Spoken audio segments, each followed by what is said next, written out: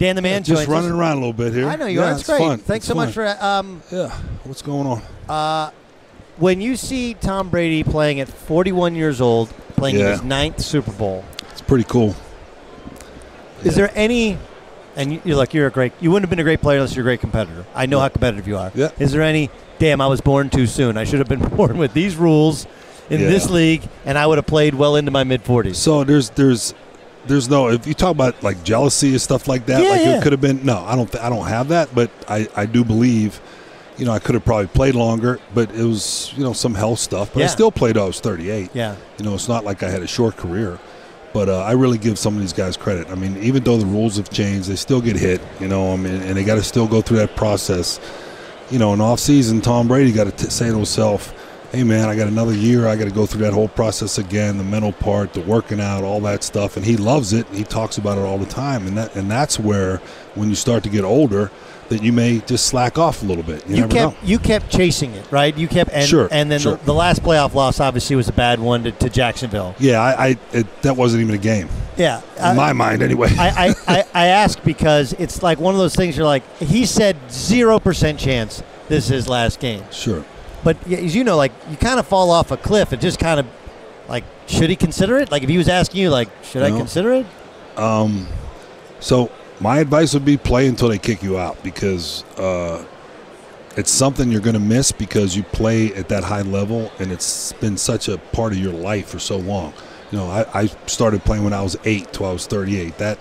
And when you quit, you still feel it. Like, I remember feeling when it became summertime and like around minicamp, like I'm supposed to be getting ready to go play football, and that's always going to be a part of your life. So as long as you can do it, he should do it. I mean, that would be my advice to him. Doug Gottlieb Show here on Fox Sports Radio. All right, what about the fact, you played for a historically great coach. Mm-hmm.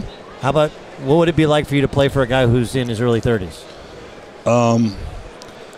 So no, I'm sure it could be refreshing. Yeah. I mean, you just look at everybody's different. Everybody has different ways of doing things, and our coach, which I think we're going to announce soon, the Dolphins, is going to be 37, or he is 37, and apparently he is an outstanding football coach. He's done a great job with it. Exactly. So if it's the guy who we all think it's going to be, right? Perfect. He's done an unbelievable job with the Patriots, considering they don't seem to have huge name personnel.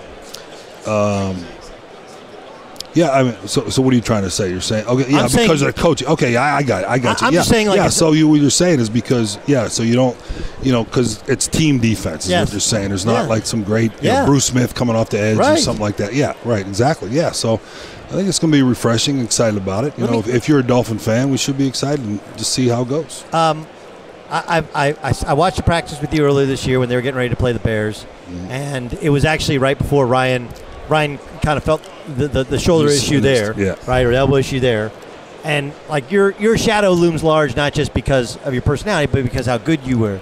Like, do they have to go back to the drawing board and find another quarterback? Like, this has been ever since you walked out the door, they can't find the guy. So you know what I mean? I love Ryan, actually, and he works his butt off. I think the fact that he's been hurt a lot the last few years, and I mean that's going to be up to someone else's decision, as far as if Ryan's going to be there. He still has another year under his contract, and so we'll see where that goes. I don't know, and it's really for everybody, actually, everybody in the organization. So we're going to see where that all goes. But Ryan's been injured a lot. He'll be the first one to tell you he's been injured a lot, and I think that affected him some. Over the last couple of years. Yeah, he had the knee, and of course this year the arm. Dan Marino joining us on the Doug Gottlieb Show. You look up all these banners, and there's a lot of Super Bowls. Okay. And obviously we have but to me, like, the signature Super Bowl of my childhood was your Super Bowl versus Montana, right? Because we all... I'm trying to look for it. I don't see it yet, but because it's up there. You got to go down a Okay, ways. go way down there. Way down. It's been a while. Yeah. Okay, so here's the things I remember.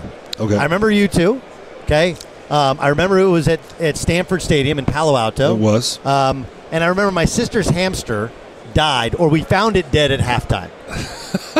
I don't actually remember that much about the game. I understand. Okay. Well, a hamster could be traumatic. It was traumatic.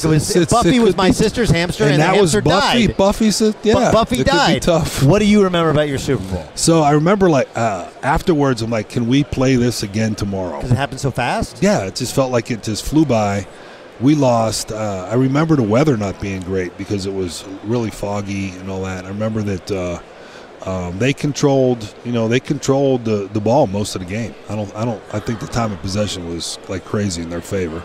But that was my thing. Like after the game, I'm gonna get a chance to do this again. Yeah. I wish I could play this game again tomorrow. Yeah. Because maybe I'd learn more from it. You understand what I'm saying? I was 23 years old. You're 23. It's crazy. Like you're 23. Yeah. The only chance you get at a Super Bowl is the Niners in the town that they end up now. That's they always stay at home. Yeah. Right. They're staying at their house. Yeah. Yeah. Exactly. They're staying at their house. We're coming from Miami, but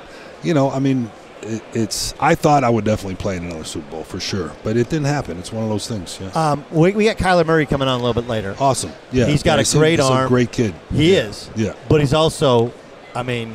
Smaller. Okay. Now you were not only big, but you had this ridiculously quick, accurate release with a great arm. He's got by all accounts, everything in terms of arm talent.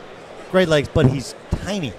Yeah. He's legit 5'9.5", 5'10". Yeah, I don't know. Can you? I met him, so I would say that's about his size. Right. Okay. Do you think in this NFL you can play at that height at quarterback?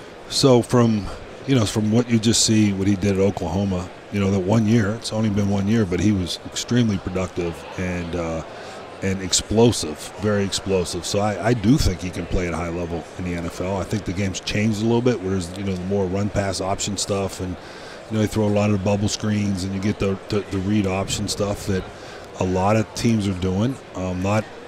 It's more prevalent now. This style is more prevalent than it's ever been. So I think yes. I think there's. And you guys, and what's funny is you guys were kind of the innovators of it. Like you guys were the first to really spread it out and just throw it. Yeah, us, and then the Bills used to do that too. But that was after you, wasn't it? It was it was a little bit later. They had that K-gun offense. They used to call it no huddle and stuff. Yeah, but that's way more prevalent now than it's ever been. How does Mahomes compare to you? I mean, yeah.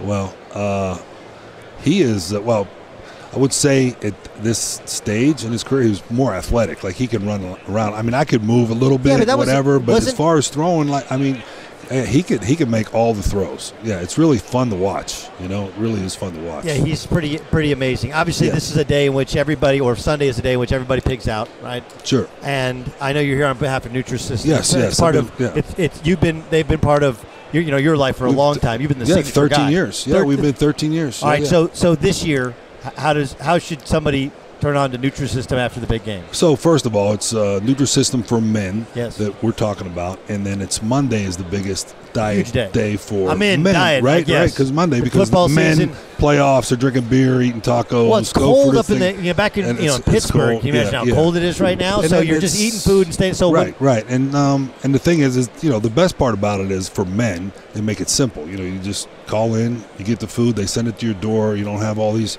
programs you got to do. You just eat the food, stay on that program, and you lose the weight. And it's been good, and it shows you also how to eat in proportion and understands. And the cool thing about me, I've been doing this for 13 years with people and doing this kind of thing, and it actually, there's some people that come up to me like, you changed my life. Yeah. Changed my life. Like I see people in the airport, and their wife will come up and go, you changed his life because he lost 60 pounds, on Nutrisystem. And it makes you feel good, and it works. So that's what it is. Monday, the big diet day for men. I have actually an admission. Not that I'm going on a diet.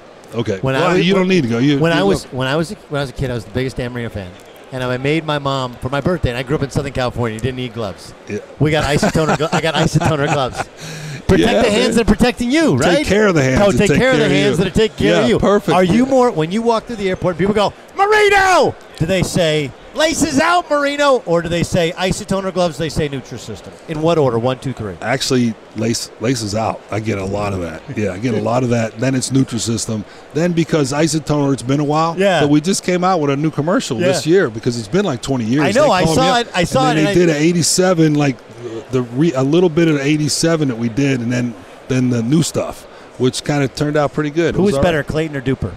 I can't say because no, come on, just I love you. Who was better? I would say this: Clayton was more more. He did more as far as moving inside, playing the slot, and moving around. But those guys, I can't. I mean, I could never throw either one under the bus. I love those guys. Plus, they're my guys. But Duper had the great nickname, Super Duper. Super Duper. So it didn't matter. Like, I'm sure Clayton was sitting there going, like, "Hey, if my last name was better, all right, you got to go." Yeah, we appreciate thanks, having appreciate you. it always. Make sure you use Nutrisystem if you want to make.